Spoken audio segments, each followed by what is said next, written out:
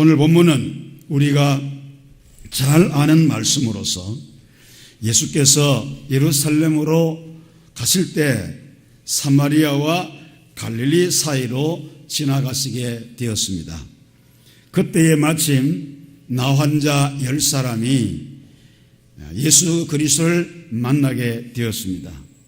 그런데 나환자들은 자기들의 처지가 이 나병이라고 하는 이 병 때문에 예수님께 가까이 갈 수가 없습니다. 나병 환자들은 그 당시에도 아주 하늘로부터 내린 천벌이라고 생각을 했기 때문에 그들은 격리되어져서 숨어가지고 은밀한 곳에서 이렇게 지내야 되는데 아마도 자신들이 그 모습 위장을 했는지 모르지만 10사람이 그 자기들의 집단촌에서 탈출했는지는 모르지만 이 거리로 나와서 예수님의 일행을 만나게 된 것이죠. 그래서 가까이 가지는 못하고 멀리서 예수님께 자신들의 처지를 아뢰면서 도움을 청하는데 불쌍히 여기소서, 우리를 불쌍히 여겨달라 이렇게 요청하면서 자기들의 병을 고쳐줄 것을 소망했습니다. 주님은 그들의 요청을 들으시고 아무것도 하시지 않으시고 오로지 말씀만으로 그들에게 치료하시기를 제사장에게 가서 너희 몸을 보여라 이렇게만 말씀을 하셨습니다. 사람의 생각에는 비록 우리가 나병이 걸려가지고 온전한 사람에게 가까이 나아가지는 못하지만 그래도 예수님이니까 당신은 우리 가까이 오셔서 상처에 손도 얹고 만지시고 안수하면서 그렇게 고쳐주시면 얼마나 좋겠습니까마는 주님은 그렇게 하지 않으시고 그냥 그 자리에서 멀리서 그들을 향하여서 제사장에 가서 너희 몸을 보이라 이 말씀만 하신 거예요.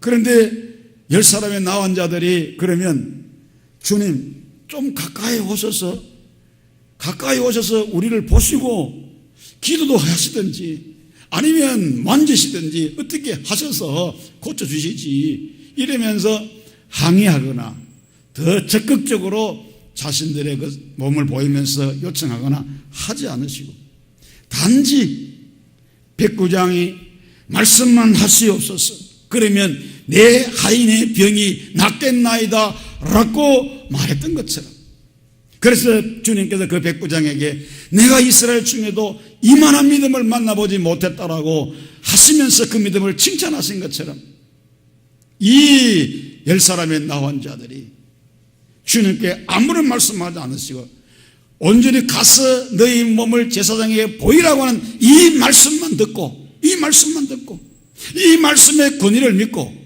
그들은 제사장에게로 갔어요. 발길을 돌려가지고 제사장에게로 갔습니다. 왜 제사장에게 가느냐? 이 나병이라고 하는 것은 정말로 그 당시에 아주 중대한 병이기 때문에 제사장이 그 몸을 보고 났으면 나섰다, 다 나았다, 아니면은 나병이다 라고 하는 어떤 그런 결정을 내릴 수 있는 권한이 있다 이 말이에요. 그래서 주님께서 제사장에게 가서 너희 몸을 보이라 이렇게 말한 것은 뭘 의미하느냐 하면 예수님께서 이미 그들의 몸을 치료해 주셨다고 하는 사실입니다. 확실하게 치료해 주셨다는 말씀이거든요. 그런데 이 10사람의 나환자들이 주님의 그 말씀 한마디만 믿고 그 말씀만 믿고 그들은 제사장에 가서 자기들의 몸을 확인시키기 위해서 보이러 가는데 아직까지 나은 게 아니잖아요. 가는 도중에 그들의 병이 깨끗하게 나은 거예요. 할렐루야. 주님의 말씀 그 한마디만 믿고 그들이 가다가 믿음을 가지고 가다가 이게 무슨 믿음입니까? 자기들의 마음속에 있는 내재된 그 믿음이 예수를 믿는 내가 예수 앞에 나가서 구하면 예수님께서 내 병을 고쳐주실 것이라고 하는 그 믿음, 내재된 그 믿음이 주님께서 가라 제사장에 가서 너희 몸을 보이라 했을 때에 그들이 그 말씀만 믿고 움직이면서 갔다고 하는 그 자체는 그 내재된 믿음이 행함으로 나타내 보임으로 말미암아 하나님의 놀라운 기적을, 주님의 놀라운 기적을 그들이 체험했다고 하는 것입니다. 가다가 그들의 병이 고침받았어요. 얼마나 기쁘겠어요. 얼마나 감사한지. 그래서 너무너무 감사해가지고 9사람이, 10사람 중에 9사람이 자기 집으로 다 돌아갔어요. 왜 돌아갔을까요? 너무너무 기쁘니까. 이 사실을 가족들에게, 친구들에게, 이웃들에게 알리고 싶었어. 그래서 그들도 이제는 모든 공동체 속에 들어가서 같은 일원으로서 살 수 있다는 희망과 기쁨이 충만해서 그냥 가버린 거예요. 그런데 그 중에 한 사람, 그 한 사람이 누구냐? 사마리아 사람이었어요. 사마리아 사람은 그 자신의 몸이 나음을 입은 것을 확인하고는 그도 얼마나 빨리 집에 가고 싶겠습니까? 얼마나 가족들에게 자기 몸을 보이고 싶겠습니까? 그런데 가지 않고 그는 오던 길로 되돌아서서 예수님께로 갔어요. 주님께로 갔어요. 주님께로 가서 먼저 주님 앞에 무릎을 꿇으면서 감사하다고, 예수님 감사합니다, 감사합니다 이러면서 예수님 앞에 자기의 몸을 고쳐주심에 대해서 감사했다는 것입니다. 주님께서 말씀합니다. 고침받은 사람은 10사람이 아니냐? 그런데 나머지 9은 어디 가고 너만 왔느냐? 주님께서 그렇게 말씀을 하신 것이 오늘 본문에 기록되어 있습니다. 사랑하는 성도 여러분, 오늘은 우리가 맥주 감사 주일로 지키는 감사 절기입니다. 맥주 감사 절기는 우리가 이렇게 아는 대로 성경에서 말씀해 주셨습니다. 그래서 오늘 우리도 이 감사 절기를 우리가 지키면서 하나님 앞에 그동안 베푸신 은혜를 돌아보면서 감사하는 시간인데, 10사람의 나온 자가 은혜를 받았고 구원을 받았고 고침받았지만은 자기들의 몸을 고쳐주신, 자기들의 문제를 해결해 주신 그 주님은 생각지가 않았어요. 생각이 나지 않았어요. 그래서 주님은 외면해버리고 자기들이 가고 싶은 대로 다 가버렸지만은 그 중에 한 사람, 사마리아 사람. 왜 사마리아 사람이라고 이렇게 밝혔을까? 그러면 한 사람이 사마리아 사람 같으면 나머지 9사람은 누구냐? 어떤 사람이냐? 유대인이라. 유대인이라고 우리가 측정을 해볼 수가 있다 이 말이에요. 그럼 유대인들은 어떠냐? 하나님의 특별한 서민이라고 자기들이 자부하잖아요. 당연히 하나님 앞에 나와서 감사해야 되고 당연히 주께 나와서 감사해야 될 그런 사람들은 주님 못 본 채하고 은혜 입었음에도 불구하고 다 주님 외면하고 가버렸지만, 사마리아 사람은 유대인들이 배척하고 유대인들이 싫어하고 상종도 하지 않는 천한 사람이라고 여김을 받는 사람 아닙니까? 그 사람이 주님께 와서 감사 안 했다고 해서 누가 와서 너는 왜 감사하지 않느냐라고 할 사람이 없을 정도로 모두 다 기피하고 무관심의 대상이다 이 말이에요. 감사하지 않아도 누가 뭐랄 사람이 없는 사마리아 사람은 돌아와서 주께 감사하고, 당연히 감사해야 될 유대인들은 다 가버리고. 오늘 성도 여러분, 저와 여러분들은 하나님의 은혜로 구원받았잖아요. 하나님의 은혜로 지금 살아왔잖아요. 그러면 당연히 우리는 하나님 앞에 감사하고 기뻐하고 즐거워하고 주님을 영원롭게 하고 해야 되는데, 우리가 감사를 잃어버렸다. 그러면 우리는 책망받고 또 지적받고 그럴 수밖에 없는 사람이에요. 오늘 감사와 삶의 행복이라고 하는 제목으로 여러분들에게 3가지 말씀을 드립니다. 첫째는 무엇이 감사한가를 아는 사람은, 무엇이 감사하냐 하는 것을 아는 사람은 정말로 행복한 사람이라고 말씀드립니다. 그리스도인들은 감사할 조건이 일반 사람보다 훨씬 더 많습니다. 감사에는요, 특별하게 두 가지 감사로 나눌 수가 있어요. 하나는 보편적인 감사 혹은 일반적인 감사, 또 하나는 특별한 감사, 이렇게 2가지로 나눌 수가 있습니다. 그러면 보편적인 감사에도 2가지로 나눌 수 있어요. 보편적인 감사에도, 일반적인 감사에도 2가지로 나눌 수 있는데, 하나는 뭐냐면 자연을 주심에 대한 감사, 그 자연을 주심에 대한 감사가 어떤 거냐? 하나님이 우리에게 햇빛을 주시고, 하나님 우리에게 공기를 주셔가지고 숨을 쉬게 하시고, 하나님 우리에게 물을 주시고, 그리고 또 일용할 양식을 주시고, 이런 것들 주셔가지고 우리가 인생을 살아갈 때 부족함이 없이 살도록 해주신 하나님의 은혜, 이게 뭡니까? 보편적인 감사의 첫 번째 조건입니다. 여러분들이요, 우리나라는 참 감사한 게 너무 많아요. 우리의 삶 속에서 사람이 살아갈 때에 없어서는 안 될 가장 중요한 게 뭐냐면, 그 중요한 것 중에서 하나가 뭐냐면 물이라고 하는 것입니다. 물. 사람이 물이 없으면 살 수가 없습니다. 여러분, 하루만, 이틀만, 일주일만 여러분들에게 물이 없다고 하면 상상 한번 해보십시오. 난리 납니다. 난리 납니다. 그런데 우리나라는 물이 얼마나 많은지, 목욕탕에 가면은 사람들이 물을 쭉쭉 틀어놓고 목욕탕 주인들이 목욕물을 아끼기 위해서 이게 센서로 해가지고 눌렀다가 조금 있으면 또 꺼지고, 눌렀다가 또 꺼지고 그러잖아요. 지나가도록 하기 위해서. 그런데 이거를 못 해가지고, 사람들이 이거를 못 적응해가지고 몸을 씻는데 이놈은 손 가지고 그 버튼을 쫙 밀어놓고 눌러놓고 물 계속 나도록 해놓고 몸을 씻는 사람을 내가 봤어요. 속으로 욕이 막 나오더라고요. 속으로. 겉으로는 욕 못하니까. 그런 사람들. 그런데 여러분, 외국에 여행해 보면, 특별히 어려운 지역에 여행을 해보면 물이 참 부족해서 물이 안 나와요. 그래서 호텔에 갔는데 이 샤워를 하는데 물이 나와야지 쫄쫄쫄쫄 내려오는데, 한국에서 물을 펑펑펑 내리면서 샤워하던 그게 습관이 돼가지고 쫄쫄쫄쫄 내려오니까 답답해가지고 살 수가 있어야지. 여러분이요, 이런 감사가 설길 때에 여러분들이요, 이런 부분에도 한번 생각해보고 감사할 수 있는 여러분 되기를 바랍니다. 물을 주신 하나님, 공기 주신 하나님, 햇빛 주신 하나님, 일용할 양식을 주신 하나님 감사합니다. 마음으로 생각으로 감사했겠지만 입으로도 한번 여러분 감사합니다라고 하면 소리 한번 질러보십시오.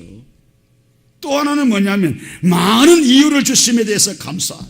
그 이유, 그게 뭡니까? 가족을 주셨기 때문에, 이웃을 주셨기 때문에, 친척을 주셨기 때문에, 조국과 민족을 주시고 우리 교회 공동체를 주셨기 때문에 감사하다. 이게 보편적인 감사 가운데 두 번째 조건입니다. 그러면 특별한 감사는 어떤 감사냐? 죄와 허물로 죽은 우리를 예수 그리스도의 보혈로 제씻고 사망에서 건져주심에 대해서 감사할 수 있는 게, 이게 특별한 감사예요. 나 같은 못난 죄인 그대로 놔두면 정말로 지옥불에 떨어져서 유황불에 떨어져서 영원히 멸망할 수밖에 없는 이런 죄인을 하나님께서 당신 독생자 예수 그리스도를 우리에게 주시고, 나를 살리기 위해서 십자가에 못 박아 죽이시고 피 흘려 살찌어 죽이시고, 그 예수의 피, 붉은 피로 말미암아 우리의 더럽고 추악한 모든 죄를 다 씻어주셔서 하나님 자녀의 반열에 세워주셨으니, 아바 아버지라 부를 수 있는 놀라운 은혜를 우리에게 주셨으니 얼마나 감사합니까? 이런 생각만 하면 그저 눈물이 나오지 않을 수가 없는 것입니다. 일꾼 삼아 교회를 섬기게 하신 것 감사하잖아요. 바울이 뭐라고 말했습니까? 나를 능하게 하신 주께서, 나를 능하게 하신 주께서 자기에게 귀한 사명 직분 주셨다고 감사했습니다. 자신은 보행자요, 핍박자요, 해방자요, 방해자인데 그런 나를 능하신 자로 여겨서 내게 귀한 직분을 주셨으니, 그래서 그 바울 사도는 뭐라고 말합니까? 내가 달려갈 길과 주 예수께 받은 사명, 곧 하나님의 복음을 정언한 이를에는 내 생명조차도 조금도 내가 귀한 것으로 여기지 아니하겠다고 그가 고백하면서 마지막 순간까지 생명 내어놓고 주를 위해 복음 전하다가 순교했잖아요. 영원한 천국을 보장해 주신 주님께 감사, 특별한 감사입니다. 여러분, 사람들이 열심히 나그네로 살다가 집으로 돌아가야 되는데 집이 없다, 돌아갈 집이 없다, 정말로 비참합니다. 정말로 비참하죠. 그런데 여러분들이요, 열심히 나그네 여행하다가 그래도 집에 돌아갈 생각만 마음이 편한 것처럼 내가 돌아갈 집이 있다고 생각할 때 얼마나 마음이 푸근하고 행복합니까? 저와 여러분들은 이 세상 나그네의 삶을 살다가 주님 오라실 때 그 나라에 갈 수 있는 하나님 나라 집이 우리에게 있으니 얼마나 감사합니까? 이건 모든 것들이 뭡니까? 특별한 감사. 힘들고 어려운 삶 속에서 감사의 삶이 풍성하시기를 축원합니다. 그 감사를 아는 사람이 행복하다 이 말이에요. 두 번째, 감사를 느끼며 살아가는 사람은 더욱 행복한 사람입니다. 아는 것으로 끝나지 않고 그것을 느끼면서 살아가는 사람은 더 행복하다라는 사실입니다. 여러분들 가정을 가지시고 가족들과 여러분의 삶을 살아갈 때 어느 순간인가 여러분들이 가족을 보면서 나는 참 행복하다 이 느낄 때가 있잖아요. 나는 정말 행복하다 이런 행복을 느끼는 그런 여러분들 있지 않습니까? 감사의 조건은 찾는 것에서 만족하지 말고 감사를 느끼며 살아가면 보다 더한 행복을 우리가 누릴 수가 있다라고 하는 것입니다. 우리는 감사의 조건을 소유뿐 아니라 감사의 조건을 매 순간마다 누릴 수 있는 그런 사람이 되어야 할 것입니다. 여러분들이 처음 예수 믿고 죄 용서 받을 때 그 기쁨 얼마나 크겠습니까? 처음 성령 세례 받고 얼마나 감격했어요. 처음 성령 은사를 받고 얼마나 기뻐했습니까? 기도하며 하나님께 응답받았을 때 얼마나 감사했습니까? 그런데 시간이 지나면서 날이 지나면서 해가 거듭되면서 느꼈던 그 감격과 감사는 다 사라지고 감정이 무디어져 가고 있지 않습니까? 예수 믿을 때 처음에 그 감격과 감사와 기쁨과 그리고 은혜를 다시 회복해야 될 줄로 믿습니다. 환경을 탓하지 마시고 감사의 조건이 무엇이 있는가를 찾아서 그 감사를 마음속 깊이 느껴보시기 바랍니다. 저는 가끔씩 목회하면서 시간이 있을 때 여유가 있을 때 가만히 스스로를 돌아봅니다. 내가 나를 너무 잘 아는데 나 같은 사람이 목사가 되어가지고 교회를 섬긴다, 목회를 한다. 그런데 많은 목회자들 가운데 그래도 하나님께서 나를 버리지 않았었구나, 하나님이 나를 붙들고 계시는구나, 이런 사실을 느껴질 때에 하나님의 손에 붙들린 바 대해서 나 같은 사람이 쓰임받고 있다는 사실이 느껴질 때에 이 감사가 마음에 느껴지더라고요.